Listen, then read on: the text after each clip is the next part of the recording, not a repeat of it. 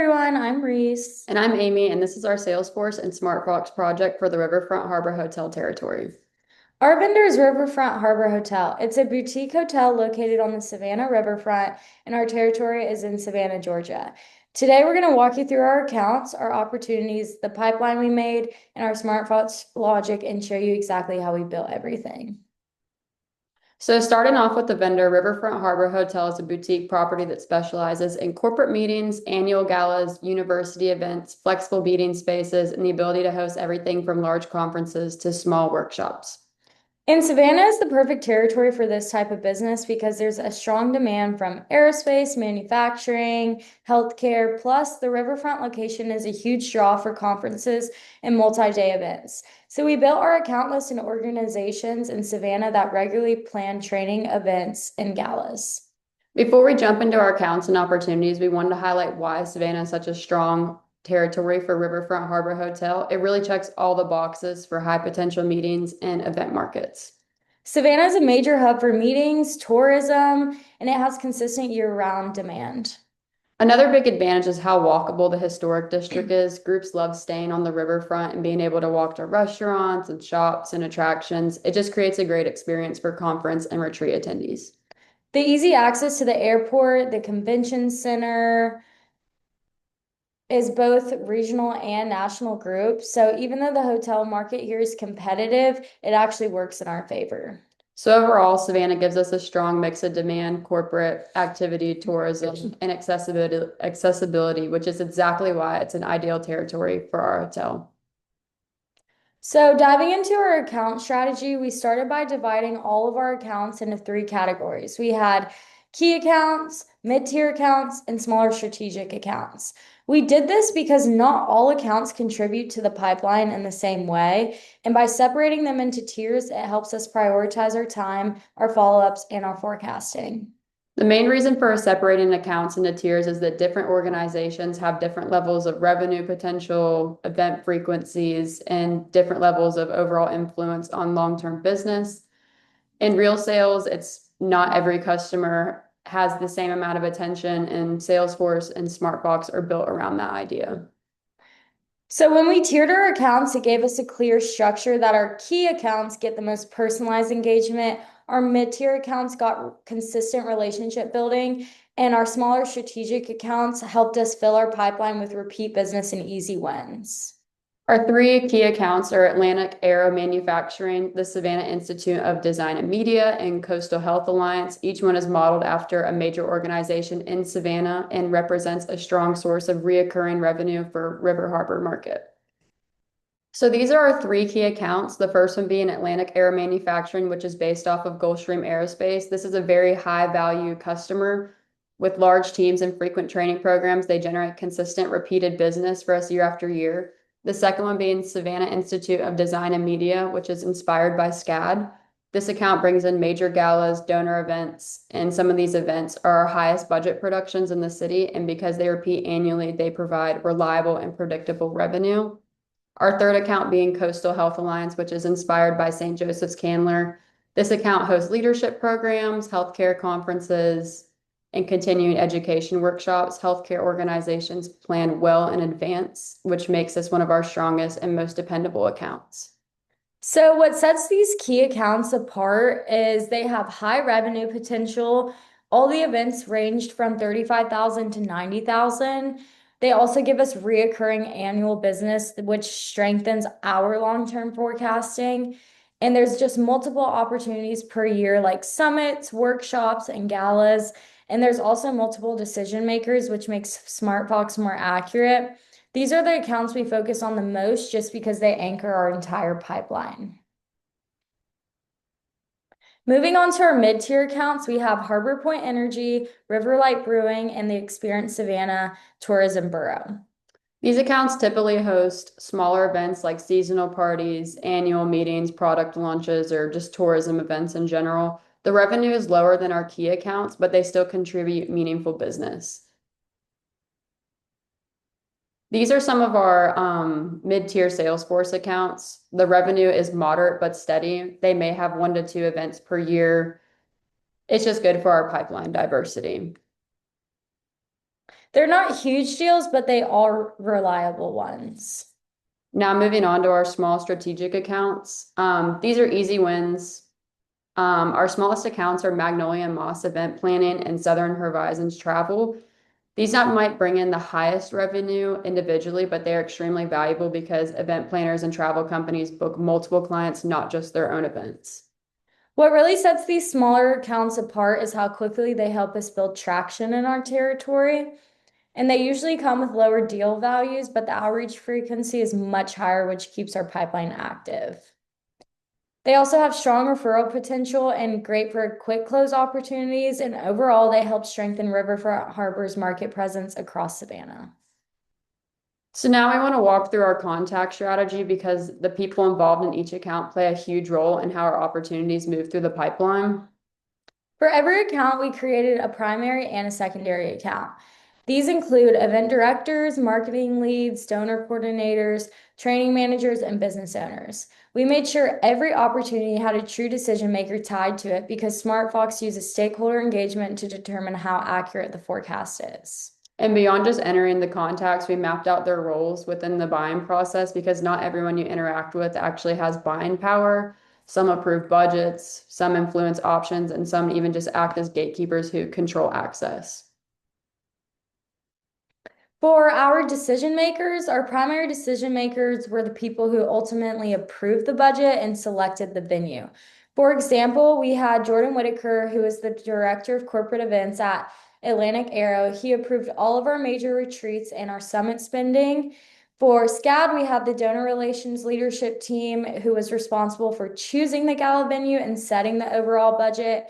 And at Coastal Health Alliance, the executive leadership team gave us the physician retreats and multi-day training packages. And then we have our influencers. These people don't actually sign the contracts, but they strongly shape the decision. They're the ones who are making the calls on the team. Someone like Trey Ward at Harbor Point Logistics influences when training spaces are used for their annual meetings.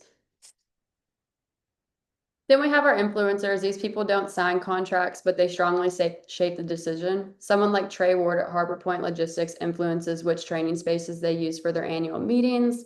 And Diego from Experience Savannah guides tourism groups towards preferred hotels for room blocks. And finally, we have our gatekeepers and our coordinators. These are the people who manage scheduling, handle RFPs, and control access to the decision makers. They include department admins, event planners, and executive assistants. Sophie at Magnolia and Moss books weddings and special event venue on behalf of her clients, so she controls the first step in the sales cycle. And at Southern Horizons, tour managers handles all rooming lists and logistics for group travel, so they determine whether a hotel is even considered. Understanding who the decision makers are, influencers, and gatekeepers are what helped us build stronger opportunities and move our deals through SmartFox milestones. It also made the forecasting more accurate because SmartFox evaluates how engaged each of these contacts are. And throughout our activities, including calls, walkthrough, proposal reviews, and follow-ups, you can see those contacts actively driving each opportunity forward. So our contact strategy directly supports opportunity progression and keeps our pipeline healthy. Moving through to our competitors, we have, when we looked at our competitive landscape, we focused on the properties and venues that influence group businesses along the riverfront. Plant Riverside District is a major one. It's a mixed use of entertainment area that pulls in tons of leisure and group traffic. It's not a hotel competitor, but it affects where groups choose to stay and spend time. We also compete directly with the Alita, which is a boutique Marriott tribute property with strong F&B and popular rooftop bar. They're a major player for social groups and higher end events. Another key factor is the Savannah Convention Center. It drives huge conference demand, room blocks, and overflows opportunities for all hotels in the market. And finally, venues like the Clyde and competing boutique hotels like the Cotton Sale also create options for groups that might otherwise choose us, especially smaller leisure groups and intimate events. Understanding these competitors helps us position Riverfront Harbor Market as the boutique option with personalized service and flexible event space. Next, moving on, we have Savannah's luxury and boutique market is extremely competitive, so we analyzed 5 more properties that directly overlap with our guests and our group segments. First is the Drayton Hotel, a curio collection boutique known for St. Neo's Brasserie and its rooftop terrace. It's a strong competitor for high-end leisure and intimate group stays. Next is the DeSoto, one of Savannah's full-service historic hotels. With large event spaces and multiple dining outlets, it competes heavily for conferences, corporate groups, and weddings. We also looked at Old Harbor Inn. It's a boutique property on River Street. Their oversized suites and views make them appealing for extended stays and premium leisure travelers. Next, we have the Thompson, which is another major competitor. It's more of a modern design and it has a rooftop bar called Bar Julian, which is very popular on its own. It is a stylish experience. And lastly is the Perry Lane Hotel, which is part of a luxury collection. It has a rooftop pool, curated art, and walkable historic district location. They draw corporate, university, government, and high-end leisure travelers. Next, we have our opportunity overview. We created a total of 10 opportunities across our territory. 5 are new business, 3 are renewals, and 2 are expansions. Every account in our portfolio has at least one opportunity, giving us a well-rounded and healthy pipeline. Our opportunity values range from smaller, starting at $5,500 engagements, all the way up to our largest deal being $90,000 for the annual donor gala. The mix includes multi-day retreats, corporate summits, donor galas, training workshops, product launches, press events, and travel group packages. All these align perfectly with Riverfront Harbor and what we have to offer. For the rest of the presentation, we're going to focus on our 3 hero opportunities and show how we advanced each of them through SmartFox. Our first hero opportunity is the Atlantic Aero Engineering Summit expansion. It was valued at $75,000. This was an existing client who decided to grow their annual summit, creating a significant expansion opportunity for us. We opened this opportunity in prospecting, completed all the required milestones to move forward, and advanced into needs analysis. That's where we confirmed key details like the number of breakout rooms, attendees, catering packages, and upgrades that they wanted for their technical sessions. After that, we conducted an on-site walkthrough with Jordan and Marcus. This allowed us to move the deal into perception analysis. SmartFox flagged it as a high profitability opportunity because we had strong engagement for multiple decision makers. We've now scheduled the negotiation meeting, and once that's complete, the opportunity will move into proposal. Based on the engagement and progress so far, this one is definitely leaning towards closed one. This is actually our largest opportunity in the pipeline, the annual donor gala, which is valued at $90,000 with the Savannah Institute of Design and Media. It's a very big event for both our territory and Riverfront Harbor market. So during the on-site walkthrough, SmartFox actually prompted us to move the opportunity back a stage. The client introduced changes to the gala layout and the VIP donor flow, which meant the original scope was not accurate anymore. Because of that, we shifted from perception analysis back into needs analysis. That step actually ended up being really helpful for us. We got to reconfirm all the critical details that we needed to do, such as updated attendance numbers, stage placement, lighting design, catering. Once everything was validated, we advanced it forward through to closed one. It's now in the works of a final proposal meeting that's already been scheduled, and based on the engagement and the scale of the event, this is one of our strongest forecasted opportunities. Next is our third hero opportunity, which is with Coastal Health Alliance. This is our skip stage example by our quarterly training workshops. Because they already had a confirmed budget, a clear timeline, and a set attendee count, we were able to use SmartFox's skip stage feature to move straight from prospecting into needs analysis. In needs analysis, we finalized room setups, catering preferences, and structured their multi-day training schedule. SmartFox flagged it as a strong mid-stage detail with very clear buying signals. Our next account and opportunity was Harbor Point Energy for the distributor meeting series renewal. This is one of our mid-tier renewal opportunities, the distributor meeting series with Harbor Point Energy. This account brings in very consistent annual revenue, so renewals are very important for maintaining our base. Our activity on this opportunity started with a check-in call with Michael Duvall. He confirmed that Harbor Point was planning to renew for 2026. That gave us early buying signals like a confirmed budget and a timeline. After that, we sent a renewal draft email that included updated pricing and just clarified some of those early questions. That helped address objections and allowed us to move the opportunity forward to the proposal stage. This opportunity is steady and reliable for us and a big contributor to pipeline health. This next one is a smaller strategic opportunity for us. This is the preferred planning partnership with Magnolia and Moss. Even though the deal size is small, planners can bring multiple clients throughout the year, which gives it a long-term value. The opportunity started with an initial outreach call to Sophie Langley, who is their lead planner. We introduced the benefits of partnering with our hotel for 2026 weddings and special events. On the follow-up call, Sophie confirmed interest in using Riverfront Harbor for several weekend weddings next year. That was enough buying interest to add it to our pipeline as a new business opportunity. So while it was not a hero opportunity, it did play an important role because partnerships like this can multiply into multiple bookings over time. Moving on to our activities and relationship management, we logged the required activities for every account, and for our 2 key accounts, we captured 5 meaningful activities. For Atlantic Arrow, our activities include an intro call, an email with layout options, a walkthrough, a proposal review, and a scheduled negotiation meeting. Each one of these help move the opportunity forward through the SmartFox stages. For the Savannah Institute, we logged a kickoff call, AV diagrams, 2 walkthroughs, VIP donor planning, and now we have a final presentation scheduled. These touch points were essential for advancing the gala opportunity. And for all of our other accounts, we logged at least 2 meaningful activities, usually initial outreach paired with a walkthrough or some sort of follow-up. Where we invested our time is very clear. Most of it went to our key accounts, being Atlantic Arrow and Savannah Institute.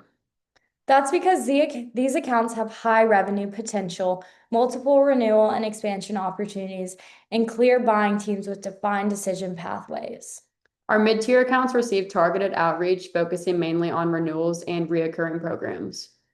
And smaller or new accounts got lighter but consistent activity, enough to determine whether deeper pursuit was worth adding to our pipeline. As you can see here, this is some calls, some emails, some meetings that we had with our accounts and our opportunities and our walkthroughs. Moving on to our evaluation, we followed SmartFox exactly as it was required. We moved every opportunity out of prospecting, completed milestones for at least 2 stages per opportunity, used the skip stage once, and moved a deal backwards once, and relied on SmartFox forecast probability for stage accuracy. We also compared SmartFox forecasts to just our own judgment. For the most part, it was very realistic, especially for our late stage accounts. The only difference was with some of our mid-tier accounts, we felt clients were warmer than the system predicted. Our pipeline is strong and well balanced. We have 3 high-value late-stage deals, several mid-stage opportunities, and a healthy top of funnel for spring. While most of our revenue comes from Atlantic Arrow and Savannah Institute, so next quarter we plan to add more mid-tier proposals to diversify that. We also want to drop 1 or 2 weak early stage deals that just show us the low buying signals. And here you can see our pipeline, which just shows us the amount of money we spent, whether it was a closed one, if we're still stuck in negotiation or perception analysis.